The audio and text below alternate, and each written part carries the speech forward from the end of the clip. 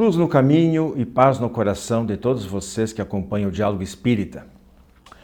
A arte de ser feliz, este é o tema do quadro Nós e o Mundo de hoje. Mas será que é possível ser feliz neste mundo? O que é a felicidade? Onde encontrá-la? Para sermos felizes, temos que possuir um dom artístico especial? É o que propõe o nosso título de hoje. Bem, deixemos essas e outras respostas a cargo da Rosemarie Heidemann e da Andrea Kleinans. Na sequência, a Ildegéria de Miranda traz explicações sobre os inimigos desencarnados. Infelizmente, como se não bastassem muitas vezes ter inimigos por aqui, bem palpáveis e visíveis, com uma frequência maior do que nós imaginamos, talvez a gente tenha que lidar muitas vezes com os desafetos que já se desenfeixaram do corpo físico. Humberto Maffesoni apresenta para nós a magnífica, no Presença Literária, a magnífica obra do Espírito de Emmanuel, Psicografia de Chico Xavier, há 2000 anos. E eu, Wilson Tchersky, encerrarei o programa falando sobre dor evolução, dor expiação e dor auxílio. Bom programa a todos.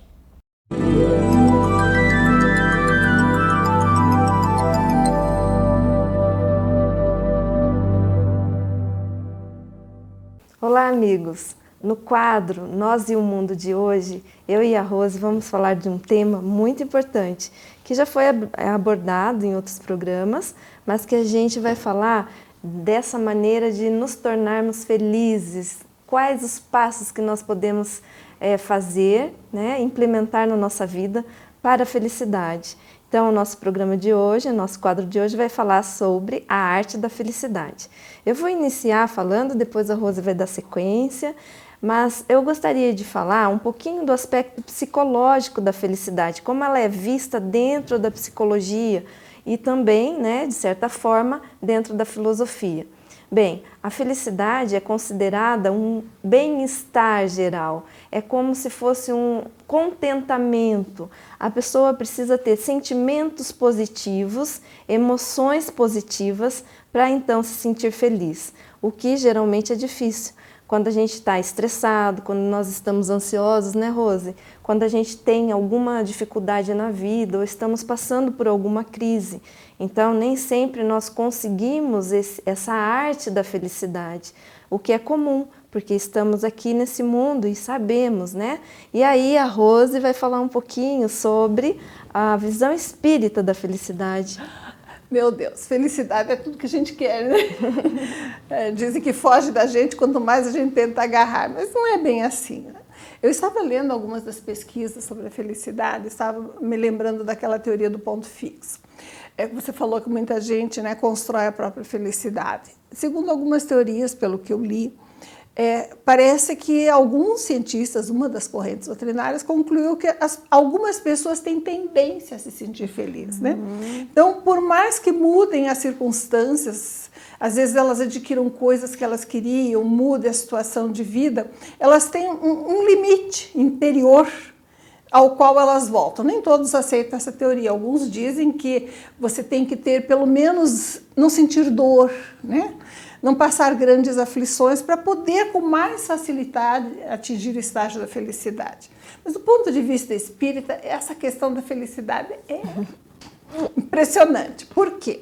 Nós vimos já em programas anteriores que, do ponto de vista físico, segundo os espíritos, do ponto de vista material, felicidade é a posse das condições de bem-estar. Do ponto de vista moral, consciência tranquila e fé no futuro. E, entretanto, a doutrina espírita, quando nos fala da reencarnação, da nossa programação de vida, ela muitas vezes nos ensina que aquilo que nos parece uma desgraça, uma infelicidade, muitas vezes não é. Porque nos desvia de determinados rumos que seriam inadequados para o nosso futuro e nos forçam a seguir trajetos que, pelo contrário, vão nos conduzir a situações mais felizes. Então, o que os espíritos nos dizem com frequência, e consta de textos explícitos, expressos do Evangelho, é que a desgraça real, muitas vezes, é a facilidade na vida. É aquilo que nos acomoda, aquilo que nos tira a garra para lutar, para buscar nossas fontes de gratificação. Então, tudo isso, né, a gente tem que pensar em torno da felicidade. Do ponto de vista espiritual, nós vimos os conceitos. Entretanto, nós temos que refletir, como espíritas, acerca do processo reencarnatório. Como espíritos imortais, nosso conceito de felicidade não pode ser direcionado para um futuro distante. Ou a gente é feliz hoje, ou não constrói, porque vai estar sempre esperando um estágio futuro, vivendo num futuro que não chega, né? Tem que saber localizá-la ainda que em grau possível, ante as circunstâncias no presente. Mas certamente tem que levar em conta a necessidade de experiências para atingirmos a felicidade plena. E isso é bem importante, né? Porque existem maneiras e passos que a gente pode ter, né, Rose, para a gente atingir essa felicidade. Pelo menos um mínimo, né? Que é esse estado de bem-estar. Então, por exemplo, quando a pessoa ela busca cuidar do corpo físico, cuidar da mente, fazer coisas, pequeninas coisas, porque a ideia muitas vezes equivocada de que tem que ser na totalidade, que a gente sempre tem que atingir um grau de perfeição e que tudo tem que ser dentro desse grau, né? Mas às vezes a gente deixa de lado pequeninas coisas, por exemplo, olhar no pôr do sol, fazer uma caminhada, observar a natureza, olhar pequenas coisas no dia a dia mesmo, né? Que traz esse bem-estar, que faz a gente se sentir pleno naquele momento, já que, segundo você está falando, né, recorrendo às obras básicas do Espiritismo, a gente vive num mundo de expiações e provas, então não há maneira de ter uma felicidade feliz aqui, completa. né? É verdade. A criatura mais generosa que existiu, né, que foi Jesus, não posso dizer que ele teve um processo de sofrimento contínuo e grande, porque sofrimento é uma escolha às vezes, né? Ou é decorrência da nossa incompatibilidade com a situação, da não aceitação. Mas um processo de dor terrível ele teve, com certeza, né? Propiciado pelo momento. Então, a questão da felicidade nesse passo a passo, independente das circunstâncias externas, penso eu, né? É a gente valorizar o que tem de bom. Não viver preso ao passado, porque o passado, você não tem esperança de mudar mais. Então, prender-se a ele é desperdício. E não viver ansioso pelo futuro e por um futuro feliz, porque o futuro, quando chega, é presente. Então, se nós não aprendemos a construir felicidade no aqui e no agora, com vistas embora e com conhecimento da nossa realidade espiritual e do nosso futuro espiritual, nós não poderíamos ser felizes nunca. Ou vai demorar muito para atingirmos o estágio de felicidade. Eu penso que relacionar as coisas que nós temos de bom, o exercício da gratidão por aquilo que nós temos, é uma condição básica da felicidade. Quando eu vejo familiares, pessoas amigas, né, que telefonam às vezes para contar os problemas, reclamando, se lamuriando, eu fico pensando, né? Às vezes a situação é difícil mesmo, mas quanta coisa boa aquela pessoa tem. Às vezes a outra que me ligou meia hora antes, no lugar dela, se sentiria eufórica com aquele tipo de problemas. Então falta o quê? Falta o cultivo da gratidão, de lembrar das coisas boas.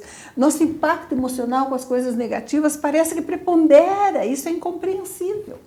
E o medo que a gente tem, né, de passar por situações difíceis, né, o medo de ter alguma perda, tanto física ou alguma outra perda emocional, né, o medo que a gente tem das coisas não darem certo, esse pensamento catastrófico. Só medo, né, já afasta a possibilidade de ser feliz aqui agora. Então, à medida que a gente vai compreendendo isso, a gente vai também trabalhando para esses pequenos momentos de felicidade, né?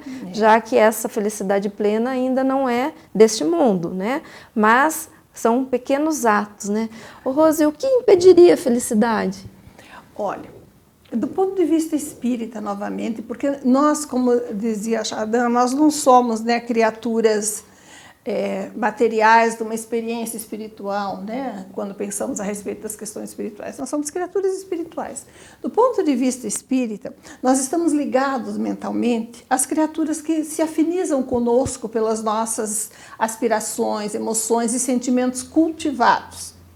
Se nós buscamos ser generosos, né, nós atingimos uma comunhão mental com as outras entidades, mesmo sem ter consciência do processo, encarnadas e desencarnadas, que nos vão trazer bem-estar, que nos vão favorecer esse estado de felicidade. Porque é da lei de Deus que quem é egoísta, quem é mau, quem prejudica o outro, não se sinta feliz.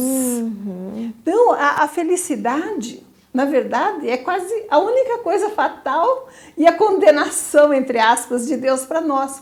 Porque todos estamos fatalmente condenados a viver em felicidade, ainda que não seja possível agora plenamente, no futuro, pela conquista do altruísmo e da generosidade que nos ligarão às esferas de sabedoria e amor que nos tornam felizes.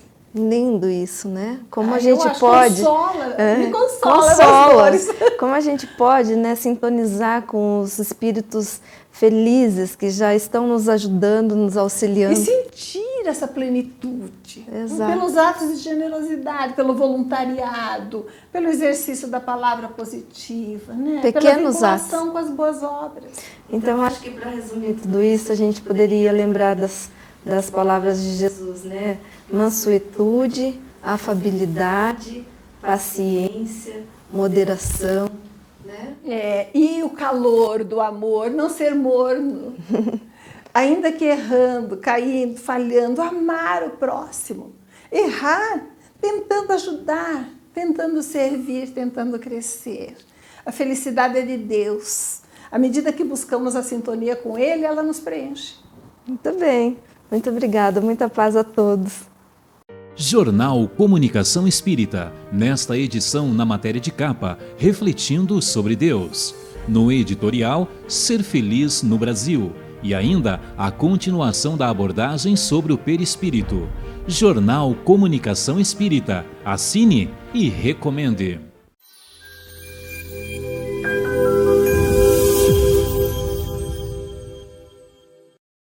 Prezados amigos, Inimigos Desencarnados é o tema do quadro Fonte Allan Kardec de hoje.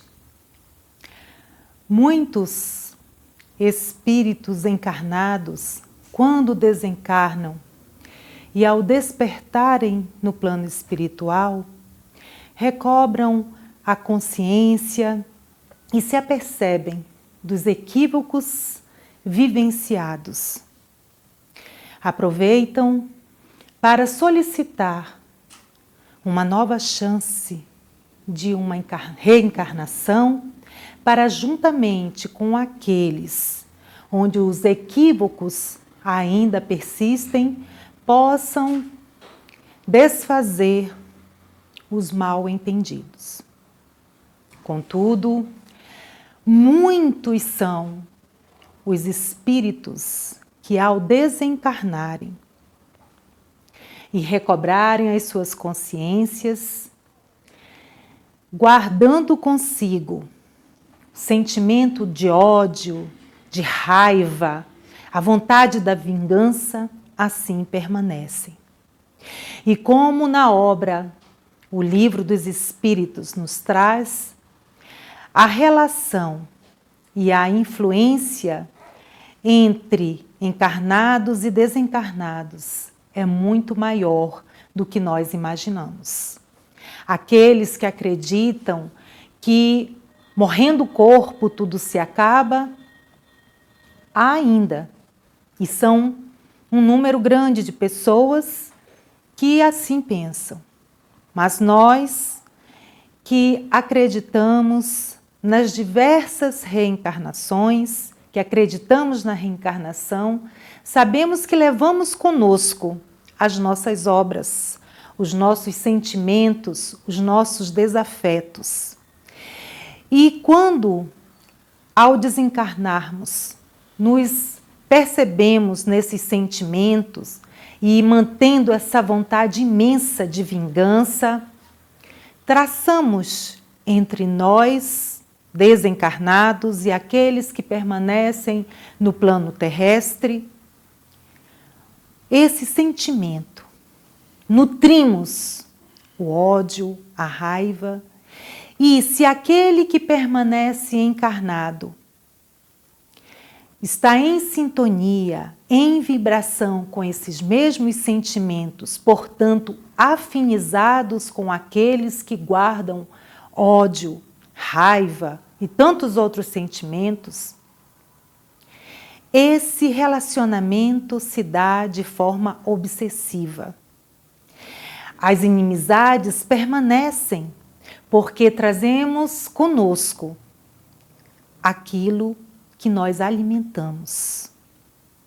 É importante, como disse Jesus, aproveitarmos a estrada terrena, enquanto aqui estamos caminhando com os nossos desafetos para destruir os muros da inimizade e construir pontes de amizade e de amor.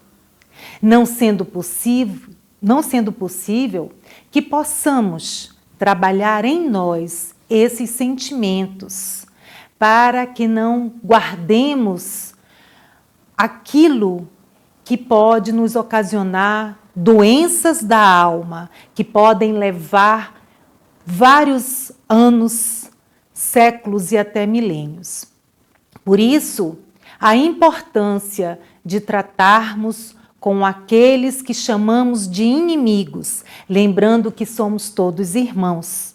Importante assim, queridos amigos, desatarmos todos os nós que existam na nossa existência, ou a maioria delas, para que, encarnados e desencarnados, possamos seguir adiante sem ódio e sem vingança, e trazendo conosco, alimentando a nossa alma com bondade, com amor e com muito afeto entre os nossos irmãos. Muita paz e muita luz a todos.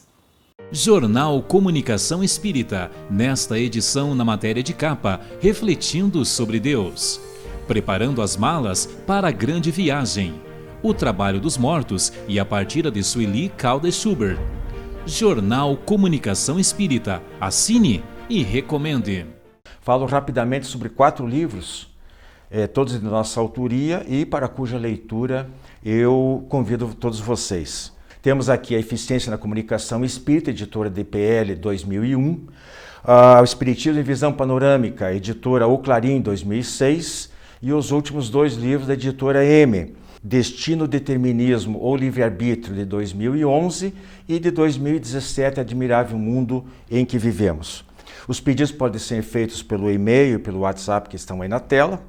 E informe-se sobre os valores. Promoção especial de aniversário 25 anos lá de Paraná, o kit completo com os 4 livros com desconto de 30%. Mas há também a possibilidade da venda avulsa a preço normal. Não percam esta rara oportunidade e boa leitura. Visite nosso canal no YouTube e confira nosso acervo de programas, debates, entrevistas, o diálogo aberto na visão espírita. Programa Diálogo Espírita, ADEPR no YouTube.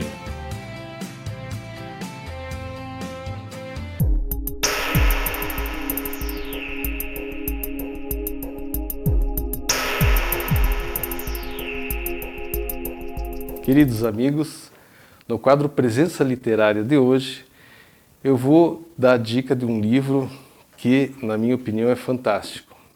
Um livro muito bom. É este livro aqui, Há 2000 anos. Esse livro ele foi psicografado por Francisco Cândido Xavier e o seu autor é Emmanuel, o mentor do nosso querido Chico Xavier. Ele, só para comentar, ele está eu comprei ele em 2017, estava na 49ª edição, é um livro de 349 páginas, editado pela Federação Federação Espírita Brasileira. Bom, esse livro, por que eu indico para vocês? Emmanuel relata nesse livro a sua própria encarnação no século I do cristianismo, ainda quando Jesus se encontrava entre nós, onde ele encarnou como um orgulhoso senador na Palestina chamado Públio Lentulus. O fantástico dessa obra é que ele relata a própria experiência. E nessa própria experiência de vida, ele coloca o que ocorreu na sua vida familiar e todas as controvérsias que ele viveu. Afinal, era um senador orgulhoso, um homem poderoso, e tudo isso influenciou nas suas lutas. O poder e a escravidão, a felicidade e a tristeza, a riqueza e a miséria, tudo isso está exposto nessa existência dele. Então, é um livro muito rico de informações, principalmente porque traz a realidade da vivência de Públio Lentulus na época de Jesus. O ponto auge desse livro é justamente a esposa Lívia, esposa de Públio Lentulus, que é um espírito mais elevado. Ela conhece Jesus e acaba comungando com os cristãos da época, inclusive frequentando as catacumbas, que era onde eles se reuniam para fazer suas orações, suas palestras e ensinar o cristianismo que Jesus trouxe, em função de serem perseguidos, né?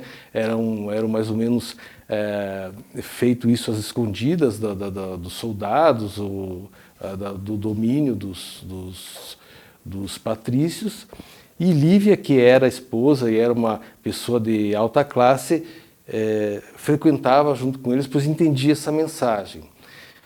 Há um momento em que a filha de Públio com a Lívia contrai hanseníase. E isso faz sofrer demais, toda a família se envolve nesse sofrimento. E é quando Lívia esclarece para o Públio Lentulus sobre Jesus Cristo e implora para que ele tenha esse encontro com Jesus Cristo a fim de pedir essa cura para a filha tão amada do casal. Esse ponto, eu não vou dar o spoiler, é claro, mas é o ponto fundamental do livro, porque nesse momento do encontro de Públio Lentulus com Jesus Cristo, Públio decide na sua consciência o futuro das próximas 1000 encarnações do seu processo evolutivo, do seu processo existencial. E lendo todo o livro, ele traz todo um conhecimento agregado sobre a época, sobre os ensinamentos de Jesus, sobre a civilização, sobre a organização da Palestina, ou mesmo de Roma, na época de Jesus Cristo, que é muito rico, é muito rico. Eu tinha um professor no ensino médio de literatura que ele dizia uma frase quando um livro era muito bom, e eu, com a licença, vou repetir: não morram sem ler esse livro. Clube do Livro Espírita de Curitiba. Mais de 2 décadas consolando corações, iluminando consciências. Associe-se e tenha o melhor da literatura espírita em sua casa. Descontos de até 60% no preço de capa e no primeiro ano ainda ganha uma assinatura grátis do jornal Comunicação Espírita.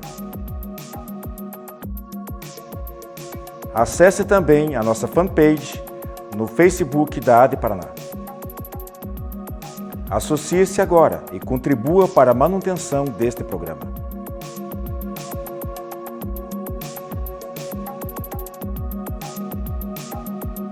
Jornal Comunicação Espírita, nesta edição na matéria de capa, refletindo sobre Deus. Preparando as malas para a grande viagem. O Trabalho dos Mortos e a partida de Sueli Caldas Schubert. Jornal Comunicação Espírita. Assine e recomende.